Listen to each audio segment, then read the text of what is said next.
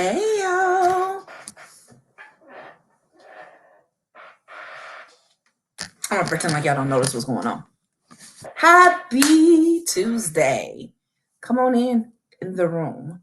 Come on in, y'all. It's time to get it in. So come on, let me know that you're here. Say hi so I can count you. Or say hi back. I don't think I even want to use the carrot count you. I just really want to say hi. So come and say hi to me. And we're going to keep it going, right? Keep it going. Mm-hmm. And I'm just sharing it to my, y'all know I'm sharing it to my page. So while I'm sharing, y'all share. I don't know if y'all on Facebook or YouTube, but hello either way. And if you're catching the replay, hi. You can type replay so I can know it's you as well. But y'all know I always keep these up for the replay. I'm gonna give y'all a few seconds, few minutes to come in, right? And I'm just gonna get some housewarming in, So today is Tuesday. You know how I do. How was your weekend? Please tell me you did something nice for yourself. Please tell me that you enjoyed your weekend. Please tell me you recharged. And so I'm hoping that all happened because these weekends go by super fast. So definitely want to make sure that you did something to make sure that you're okay. You recharge. That's all about refueling, recharging, so that when you go into the week, you're going to be good. That's the whole goal. I hope you can see me well. Trying to adjust my screen. Okay, so let's talk about it. Yes, my hair is different. So let me just say, I'm in some transitions. I know I haven't changed my hair in a while, but you gotta get used to it. You already remember who your girl is. I like to switch it up. So, it is, this is what it is for now. And you for sure know it'll be something different in a couple days. I like versatility. I like to switch it up. Hey mom, how are you? I'm letting y'all come in. Like I said, I shared on my page. Please share on your page or tag somebody in here that you know that can benefit from this conversation. And you might ask, who can benefit from this conversation? And I say, everybody. Like, identity. We all have an identity. We're all a unique footprint into this world. Oh, mom, you love the hair, really? I'm glad you like it because I'm still, it's the verdict is out. But thank you, Mom. I appreciate it. So yeah, we all have an identity. We all have a unique footprint onto this world, onto this earth, this universe, however you want to say it. And so we need to be clear about what that is. And so everybody can participate in this conversation, whether you think you know who you are, or if you're not sure, or if you think you only know pieces of who you are, or if I had a comment last week that said, how often should you reassess your identity? And I say often, because you might have said, I know who I am 2 years ago, and that could have changed by now, right? Pieces of it can. So we want to live in the totality of our identity in the present. And also, be able to understand what we currently are and what we ascribe to be, right? So I think that we have to be super mindful, and this is a great conversation for all of us, right? So I love it. So I don't know if you guys saw kind of what my topic was. First of all, thank you guys for kind of dealing with my fast live I did last week about imposter syndrome. And I know I didn't do any comments live, but I hope you got something from it. That really helped me out because you don't even realize that we've all dealt with that before. And you can't really get any leeway into this journey until you get out of that or recognize if you're there and move out of it so you can keep going forward, right? Because then we talked about Roblox last week, and I think we've talked about identity detox as well. So those are the things that we got in so far. Today, I know that my overall, this series is about identity. And I know I kind of put this on like one of my graphics, but I did not talk about this per se. So I figured today would be a good day to talk about it. And what is it? We're going to talk about identity crisis, not me. And the reason why I want to bring that up is because I think we say the word identity crisis, but we're not really honest and we're not really clear about if it's us. And so it's not a curse word. It's not a bad thing. It's just good to know if you're there and you're having one or if you have one and if you've resolved it. So let's get into it, y'all. Hey, Jonette. Oh, thank you.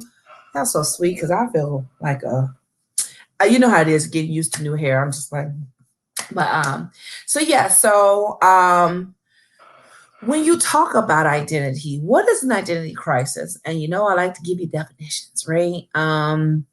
And so the very basic definition of an identity crisis is pretty much you not knowing who you are or thinking you knew who you are, who you were, or who you are. I don't know if I want to say past tense or current. Either way, but it's basically you're not being able to be clear about your identity. And it could be at different stages of your life, or it could just be any moment particular. A lot of times the identity crisis we know about is usually adolescent, pubescent. So like right when you're getting your teenage years. And then the other one is usually midlife crisis we hear about. Those are like the two main ones, but you can have it anytime. But yeah, identity crisis. Let's talk about it. And so, hey, Reggie. So listen, when we talk about identity crisis, I think that we're not being honest about the idea that we don't know sometimes, right? Because that I think we assign that to being flighty and unsure and not confident. And I don't think that any of those things resonate just because you don't know. I think you can be a highly confident person. I think you can be a successful person. I think you can be somebody that has a good set of moral values and still question your identity. And I think it's actually not only normal, but I think at least I think it's necessary. I don't know if you should be questioning your identity, I don't know, every couple of months. That might be something different, but I definitely do believe if you haven't went on this journey or reassessed it, or let's be clear, if you don't remember ever going through this, or let's say, okay, so let me give my, exclusions. If you're somebody that's 12 that's watching this, you probably have not went through the identity crisis thing yet. And it's not really even a crisis at that point. It's like an identity formation, right? You try to figure out who you are. That's understandable because you're going to go through it. But if anybody that's above the age 18, you went through at least one time. And if you haven't been through it since then, on your own terms, when you're more comfortable in your skin, I'm inviting you to this journey. And you might be in an identity crisis and not actually know that you are. And that's why I'm here. So I can help point that out to you. Aren't I useful? I'm going to point out that you might be in an identity crisis. And guess what? It's nothing. You don't need to go buy a Harley. You don't need to go get a tattoo. You don't need to do anything. You don't need to go bungee jumping to solidify who you are. You can simply start the journey. Okay. And it's nothing wrong with doing any of those three things I said. If you want to go buy your Harley, go for it. Tattoo. It doesn't mean that you're going through an identity crisis, but you get what I'm saying. So what does it even mean? Reggie, I love what you said already. You said, if you know who you are, but are not living it, is it that a sign of identity crisis? I think that is an amazing question. That is part of it.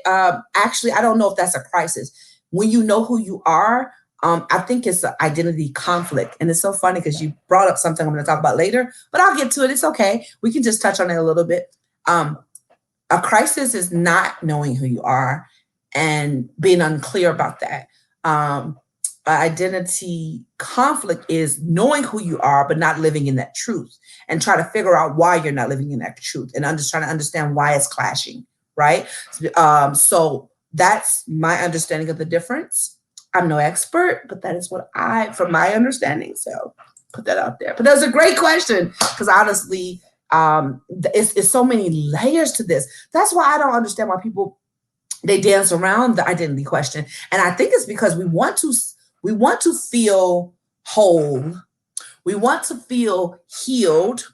We want to look like we're together. We want to feel like we have it together. We're adulting and we're doing this thing right. And the reality is, just because you have like I said, any form of success, whether it's in parenting, whether it's in a relationship, whether it's in a career, whether it's in self-development, whatever that is, you can still have those things and still have some questions about your identity, and there's nothing wrong with that. The issue about identity crisis is for you to pretend like you are set in it and never do the work. That's the harsh part.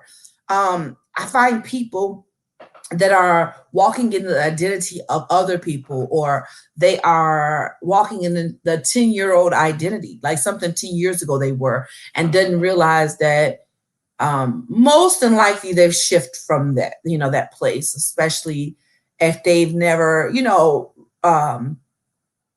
thought it through again, right? Do you guys remember me saying that there's a such thing as identity mission statement almost, right? Like you should be able to have a personal mission statement about who you are, what you believe, what you're doing presently, what you represent, and then where you're going. That should be something that you should be able to say. And if you're not able to say it, no fret, my pet. You can figure it out. But it does say that there's some work to be done. And so every identity journey is not a crisis, but I call a crisis where you can't put your finger on the core of who you are, right? Does that make sense? Like, for example, remember I talked about the core is being like the I, me, that's the center of who I am.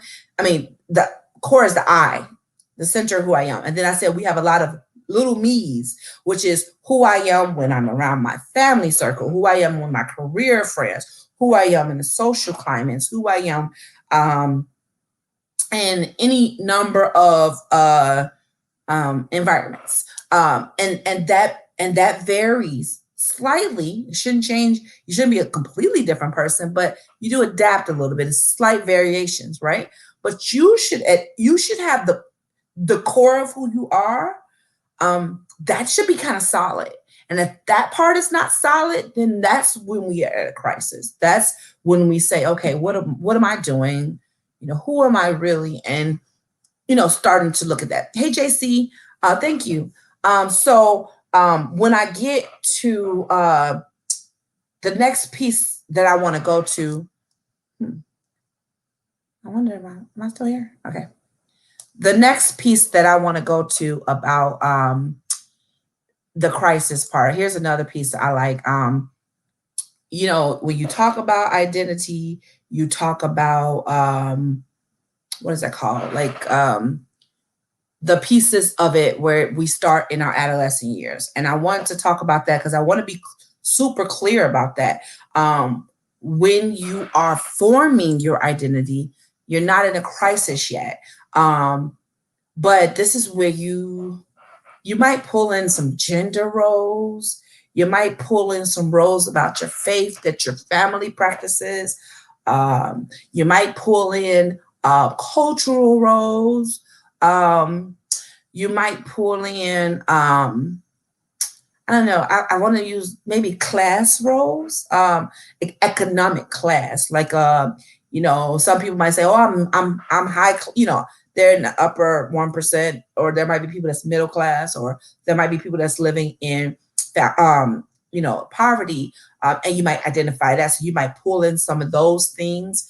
All of this matters because there are pieces of all these things that I don't like to include them in this identity conversation because it's not I don't want it to make it a basic conversation. I want it to be much more deep than that. When somebody asks you, you are, I'm not just a woman. I'm not just African American or Black.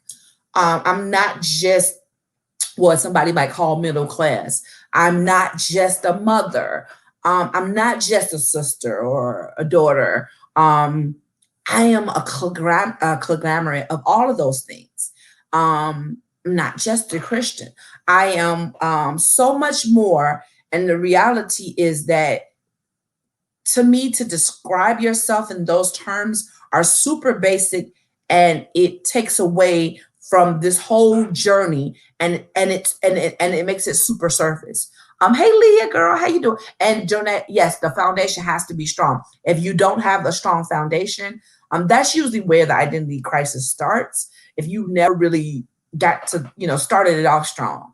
And believe it or not, most teens don't know how to accurately do this, right? In your adolescence, even going into your upper 20, when you just start turning 20, you don't know how to do this. So if you get it wrong, it's nothing to say about how you were parented. It's nothing to say about how intelligent you are. It's nothing to say about the privilege you have. It just means that you didn't get it right, and that's okay. But again, the thing about it comes when you start this journey and you really don't look and say, do I have it right? Am I good? Or didn't really put energy into, hey, Jose, I haven't seen you in forever. It's good to see you. So, that's even when we talk about like gender, like if we're straight or if you're gay or if you're bisexual, all those things, I just think that is a part of who you are. But when we're talking about this much deeper version of who you are, I still think that's surface. That's what you can see on the outside. If somebody walks around and it's a man and he has on a dress, you can clearly say, oh, he's transgender or gay or bi, whatever. But you don't know him because you see that. You can walk down the street and say she's a Black woman, but you don't know anything about me just because of that. You can make some assumptions and you can make some judgments. Heck, if I see another Black woman, I don't know her. I might be able to identify with some of her morals and values. I might be able to identify with some pieces of her cultural backgrounds. I still don't know the complexities of who she is. So that's too shallow for me. So when I ask you who you are, don't tell me the origin of country you came from. Don't tell me the origin, the faith that your family practices. Don't tell me, that I'm this, this is my, gender or whatever. Don't tell me that, because those are things that I can kind of figure out. I need to know the depths to who you are. And that's a construct that has to be examined. And it's nothing wrong with not knowing. It's just a matter of getting clear, right? Yeah, Jose, you said gay is what you are and not who you are. Wait, you said gay is what I am, but not who I am. Absolutely. Let me tell y'all something that's funny. Thanks, Jonette. I understand. Let me tell you something that's funny. I was in a conversation and everybody knows about the verdict that just happened, right? And this is a conversation, and this came up about the officer in the George Floyd case, and I wasn't going to bring it up, but I remember being in, let me just say, in the company of people that didn't necessarily look like me, and they brought it up, and I could just tell that it was kind of like, hey, we brought this up. You want to hear this, don't you? And in that moment, I just wanted to be another person that knew that this was a bad situation and wanting justice. I didn't want to be looked at as, oh, well, I aren't you happy that I'm supporting this because you're a Black woman? It was a little uncomfortable for me. And it was nothing that they did. It's just that feeling when you feel like people understand you or think they know you due to some representations on TV or from some ideas that they have. In that moment, I didn't want to be just a Black woman. In that moment, I wanted to be another person that was frustrated with how justice was not served. I know that might sound crazy to y'all because I'm very much identified with who I am culturally. I very much so. But in that moment, don't point me out in that to make it almost seem like, hey, you see that we, valued your opinion. And for me, it was just kind of like, thanks. And that's just the one point. So like, Jose, when you said it, like that's just part of who you are or what you are, but it's not who you are. I cannot say, oh, if Jose is gay, I know who he is. No, I don't know who you are. I have no idea. But if I'm a good person, I want to get to know who you are. And guess what? Just because you figured out maybe you're gay, like, people talk about coming out the closet, that's just one piece of who you are. You still have to really like define the inner depths of what you are. And you're not going to be like every other gay man. And we should stop putting people in boxes and making them feel like they have to be that, right? Yeah. So, it was something that I get real passionate about it. And let me be clear. Let me give my disclaimers. I don't give enough of them.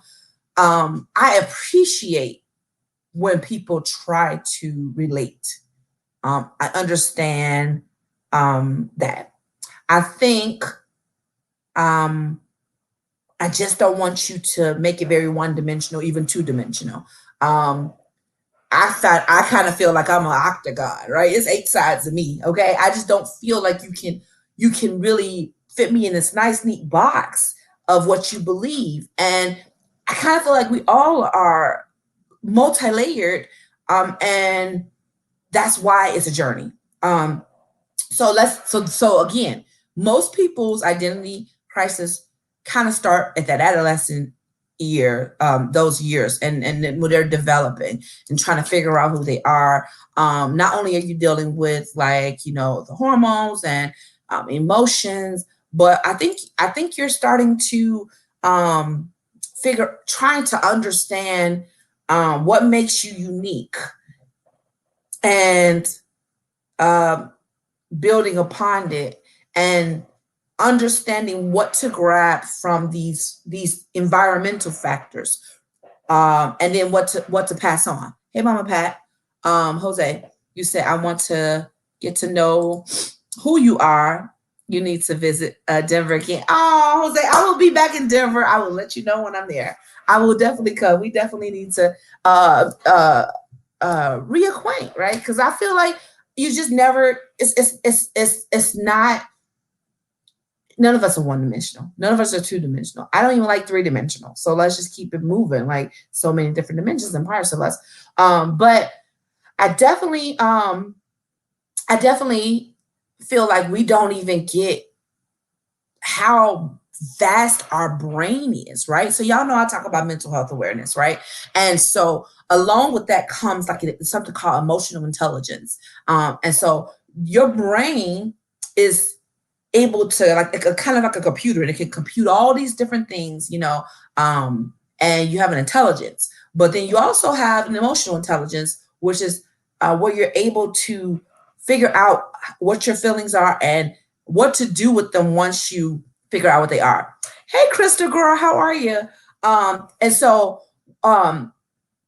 that's part of the journey, I think, too, is even trying to sort through those things and to figure out if there is pieces of you that are anxious.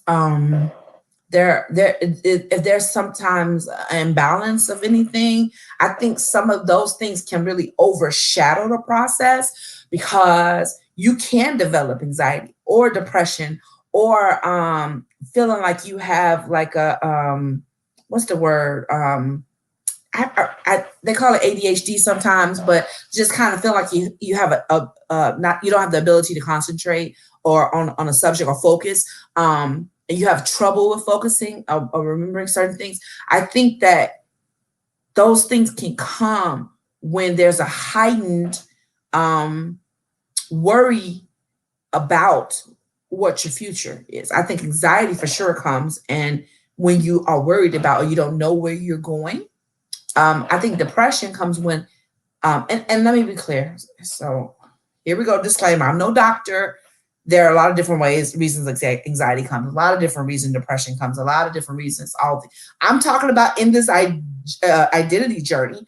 Um, a lot of times when you do have anxiety um, about life, it is usually because you are fearful or worrying about what's ahead. Anxiety is like the fear of the unknown. You don't know what's ahead of you, and therefore you get all clammy and worried and insecure about it. And so that's part of this whole journey as well.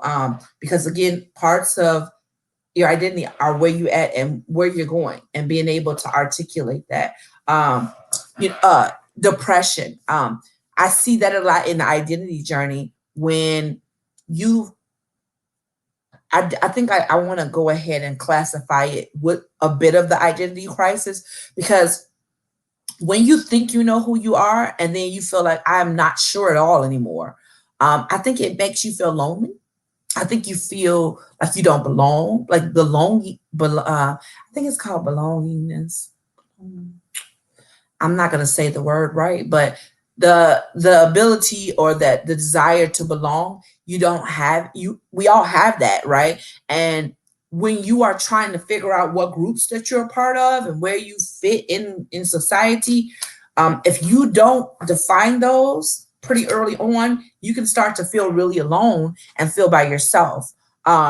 It's even so true. I tell people all the time, it doesn't mean that you don't even have a big group of people you're around. I have been in some of the biggest groups and felt alone because I feel like I'm not really connected.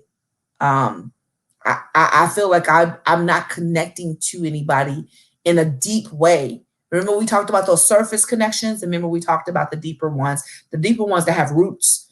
The surface connection can fall off, the deeper ones have roots. So that's sometimes where depression will come in too, where either you don't feel like you are connected to any of these different groups culturally, gender wise,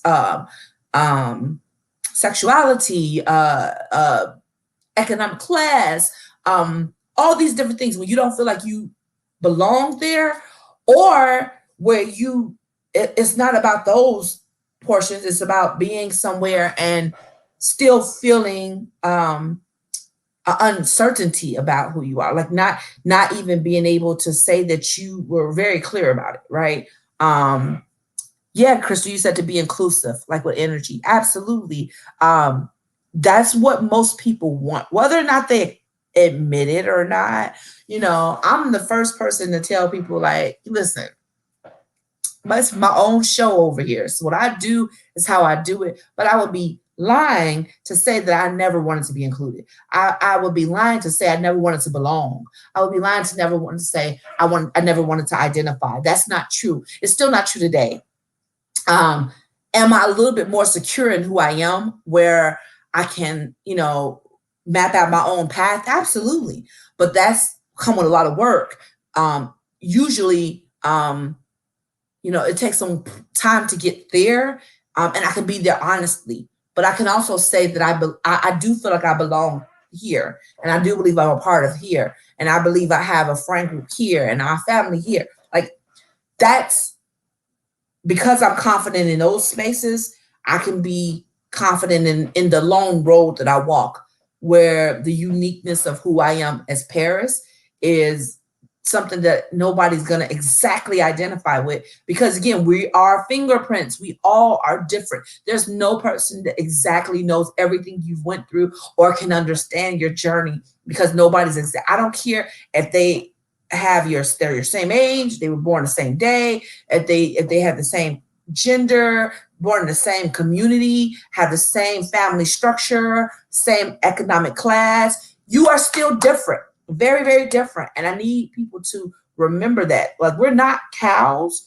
You're not hurting people. we literally have a uniqueness, and we have to respect that. I think that is where a lot of times people do feel lost, because they feel like they're being categorized, and they don't stand out anyway. And then that's when that crisis comes out, and it's very evident. Or it can be something that people hide. You might think that they're very secure in their identity, and deep down inside they are struggling, and it comes out another way. Okay, they're struggling, and it comes out a long way. Chris, you said it definitely can be a lonely walk, but you have to learn to be comfortable with yourself, even within a large group. Absolutely. I mean, that's it. It's not always easy to work this out. It's not always easy to come to terms with who you are, and understanding that uniqueness is beautiful. Um, Sometimes we act as though there's never been a moment where you question um, who you are, and if you really should be here, right? Um, I think I also like to believe that there are dominant parts of my identity, d- uh, dominant dominant parts of my identity, and much less dominant parts, right? I don't know if I want to use the word recessive or not, but like I really, I think there are things that I need people to know about me that are strong, that are in the forefront. And I think that's with everybody. I think there should be like at least three main themes for who you are. Like if somebody said, introduce yourself and who you are in 10 seconds, you should be able to say it. And you know why? Because you should be clear about it. If somebody had to say, give me three adjectives about yourself, you should be able to go bam, bam, bam, you know, and be confident. And then those be the ones that if somebody had to ask you, how do you describe yourself? You should be able to throw three things out right away. And those three things be like, if there's important things to know about me, those are the three I want you to walk away knowing. And be confident about that. And if you don't know today, if you don't know right now, it's okay. That's what we're working on. I want you to know more than three, but I want you to know at least three, right? Because everybody's not. I feel like getting to know people, or people getting to know you, a lot of times like an interview. And I also like to look at it as like a business pitch, right? So I feel like if you know anything about like investment groups, or like angel investor, when you go in front of them, or even venture capitalists, or I'll even get you one better. Y'all seen Shark Tank, right? And even with Shark Tank, you see people go in front of them and they pitch their ideas, and they get a certain amount of time to pitch these ideas. And depending on how strong they come out, is if they get the judge's attention, if they keep the judge's attention, and if they even give them a shot. Like, you have to come out strong. Matter of fact, even just so y'all know, before they even get onto TV, they've went through a rigorous process, and something has to be eye-catching to make them even want to pull their application and be able to like, oh, let's look at this person, let's see them and whatever, and then go through and say if they're going to bring them onto the show. Why am I telling you this? Well, you should really approach life as everybody's going to want your pitch. What is your business pitch? And you're like, well, it's not a business. I'm a person, let's not call me a business. But I mean, really, yeah, you're a business. I'm a business, the business of Paris. It's me. It's who I am. If I had somebody trying to give me $1 billion, and I had to explain in 30 seconds who I was and why they should give me $1 billion, I need to be ready with that. That was my business. Anybody who tells you that, if you're looking for investors, you should know the ability to be able to be quick, precise, on your feet, and capture someone's attention, and be super intentional, which is why those mission statements are super important. But again, I'm talking about a business, but even when we're talking about identity, this is what identity is: being able to summarize who you are and what you are at the core. And if somebody asks you to write who you were or explain who you were, you not to be able to stumble over, you not having to, not like an interview when they say, what are your strengths? What are your weaknesses? But you really be able to have an authentic answer about who you are at the core. Um, so I hope this is resonating because I think sometimes we are in identity crisis and we don't acknowledge it, and therefore we can't work through it, right? Um, so I want to give a couple of other indications that you may or may not be going through that. So again, it can happen at any time that you have this, and really, I don't want you to only define it with certain amounts of certain times in your life. I think a lot of times it happens in transitions, like if you're about to get married, or if you're getting divorced, or if you're about to have a child, or if you're looking to adopt, or if you are starting a new career, or if you are moving out, or you're moving to a different state where you know nobody. Those are times where I think those type of questions really come into mind because you're starting to meet new people and you're trying to figure out where you fit in at, and even trying to figure out if you want to fit in anywhere, or what do you identify as, right? And being able to really either adapt or create your own lane because you don't see what you really need to be. And this is not just, again, I want to be clear. Please don't minimize this to the fluffy stuff of, oh my God, I just don't know who I am. That might be your story, but on a real level, you can be a successful businessman that makes, $1 million a year and still be very unclear about your identity. You can be a successful mother of 5 kids that all love you and adore you with a doting husband and still don't really know who you are at the root of your identity. You could be somebody who is a successful writer and actor and been in the business for 20 years and still don't know who you are at the core of your identity. You see what I'm saying? It's not one size fit all. And it doesn't mean that it doesn't make you less than because you don't know. It doesn't. And so I say this over and over again because I believe, again, I got to make sure we're being clear and not to listen to this conversation and then dismiss it to, oh, yeah, they got to get their stuff together. They got to figure out their identity. And you miss an opportunity to work on yourself. I don't like missing opportunities to work on me. I love seeing things that make me think and ponder. I love to be able to look back and say, I wonder, do I deal with that? Or, okay, I'm sure I deal with it. Okay, now what next? What part of this do I need to really like dig into? And how is it going to benefit me and benefit, me in the long term and benefit me right now? And then what can I, what tools can I use? What resources can I use to help me push forward? You guys know one of the top resources I say is therapy. And I know a lot of people are like, oh, well, the answer can't be everything's therapy. No, I'm not saying that. I'm just saying if you haven't not tried it, to have somebody to help you walk through it, is so pivotal. It's so important because it's the same thing of, let me give you an example. I can braid my own hair. It's not good at all when I do it, but I can get it done.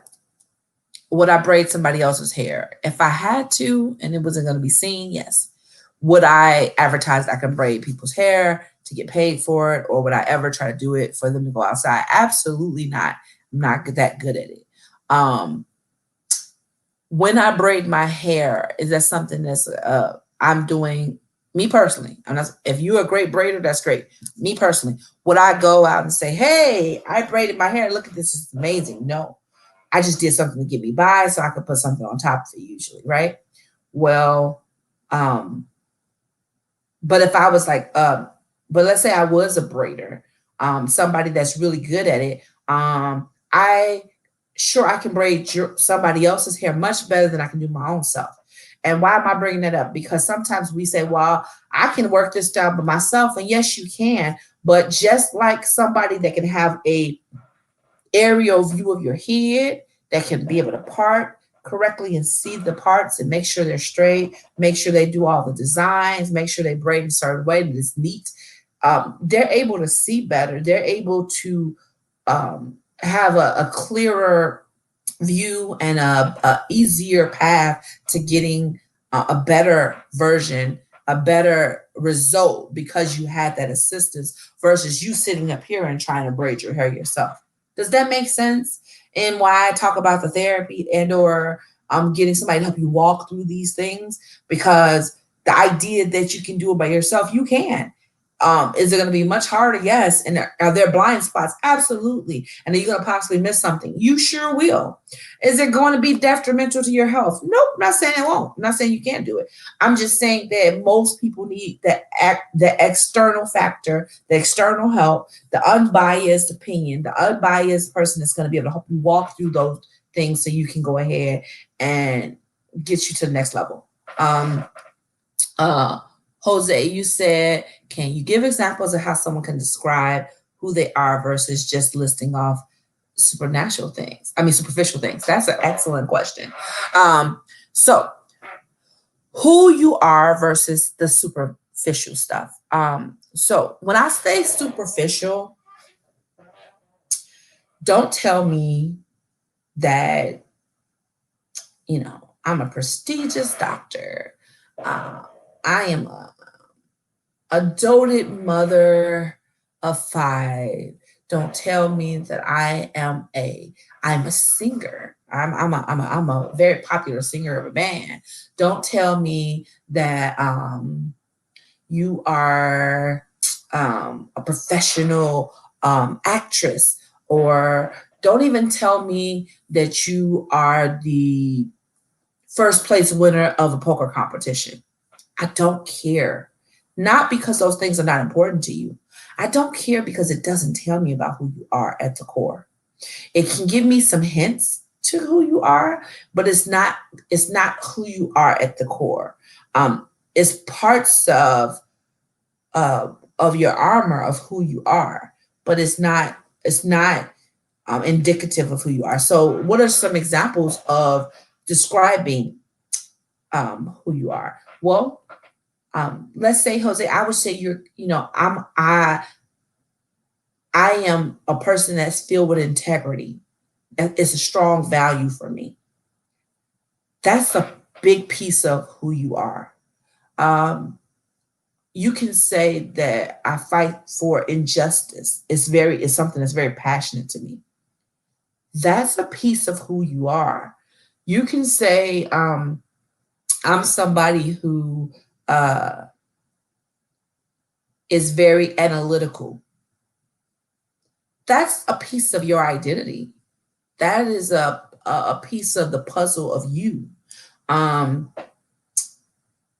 If we want to talk about some negative things, but most people won't really talk about the negative things, someone could say you're very judgmental. That's nothing anybody wants to, be labeled as, but that is definitely something that can be an identity piece and really say who you are. And let's be clear, I think at some point we've all been judgmental, right? If I had to define my identity just a year or two ago, maybe I could say that I was a bit judgmental. Maybe not completely, but that was a piece of who I am. So like for me, example, integrity is huge for me. It's huge for me. I'm not saying I've never lied before, but I'm telling you, if I give you my word is so important to me that is a core value for me.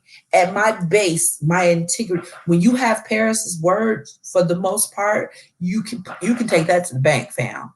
I'm not perfect. I can drop the ball, but generally speaking, if you have my word, you can take that to the bank. Not because I'm trying to be all that, but because that is a core value for me and it's a sticking point for me. So much so to my demise. And that's another way when how you know if something is really a part of who you are, because when you do it, even when it doesn't,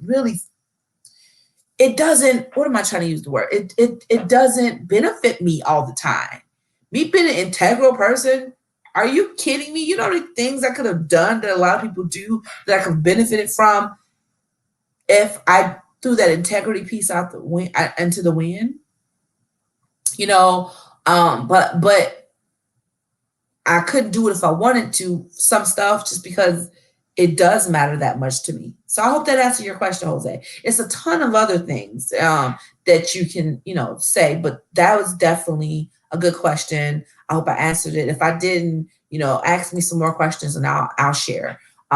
But yeah, just those things that, I don't know if I just want to just say the word adjectives, because you can have superficial adjectives, but like if you say something, I'm a design, I'm a designer.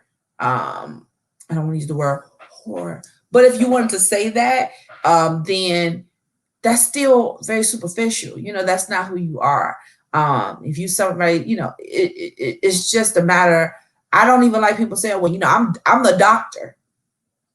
That's a big piece of, what you do, but that's not the entirety of who you are. There's so many different types of doctors. They all have different identities. So don't throw that one at me. You see what I'm saying? But because in this world, you get some clout because you say you're a doctor or whatever, that's something. I gave another example the other day, Jose, about if somebody went to prison. Just because they went to prison, they made a mistake for whatever reason they went, or they even did something intentional.